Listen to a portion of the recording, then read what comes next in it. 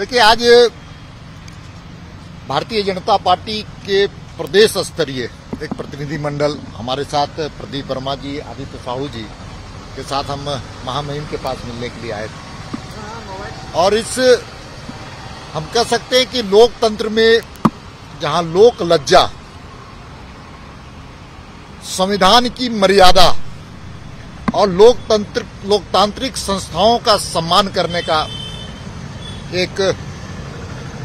लोकतंत्र में हम कह सकते हैं स्तंभ है, लेकिन वर्तमान जिस प्रकार की परिस्थिति राज्य के अंदर है, जहां भारतीय जनता पार्टी के पास 26 विधायक हैं और 26 विधायकों ने बाबूलाल मरांडी को विधायक दल का नेता बनाया है। और हम लगातार स्पीकर महोदय के पास इस बात का आग्रह करते आए हैं कि भारतीय जनता पार्टी के विधायक दल के नेता बाबूलाल मरांडी जी को विपक्ष के नेता के रूप में उनको जो विपक्षी दल का नेता बनाने का काम करे। लेकिन स्पीकर महोदय के पास बार बार जाने के बाद ऐसा महसूस हुआ कि राजनीतिक इशारे से और राजनीतिक षड्यंत्र के तहत बाबूलाल मरांडी जी को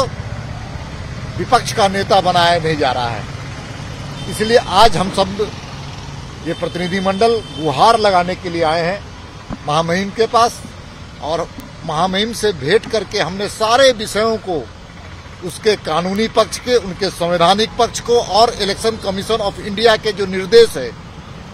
उन सारे चीजों को राज्यसभा में जो भारतीय जनता पार्टी के वो विधायक के रूप में उनको दर्शाया गया है, उस हैसियत से उन्होंने वोट दिया है,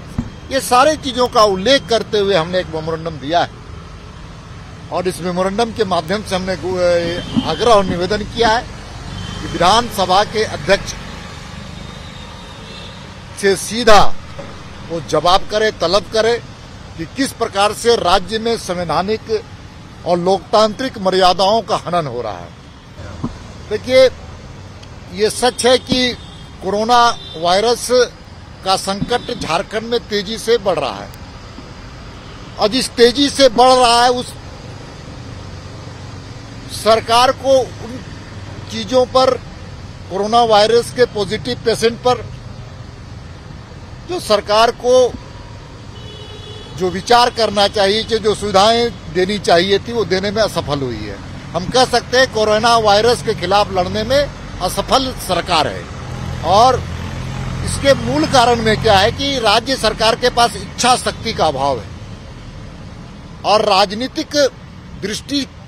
जो है, राजनीतिक चश्मे से हर चीज को भी देखते हैं। कोरोना वायरस को भी राजनीतिक चश्मे से देख रहे हैं। एक तरफ भारतीय जनता पार्टी के नेता बाबूलाल मरांडी राज्य में आते हैं तो उनको क्वारंटाइन कर दिया जाता है। हम राज्यसभा में ओथ लेकर के झारखंड आए तो हमको क्वारंटाइन कर दिया गया कि आप सबको जानते हैं कि राज्यसभा में देश के सभी राज्यों से आकर के राज्यसभा के सदस्य ने शपथ लिया था, किसी राज्य में क्वारंटाइन नहीं किया गया था। लेकिन इनकी राजनीतिक प्रतिशोध, राजनीतिक दुर्भावना के तहत इस प्रकार का विचार किया गया। और दूसरे तरफ एक कांग्रेसी नेता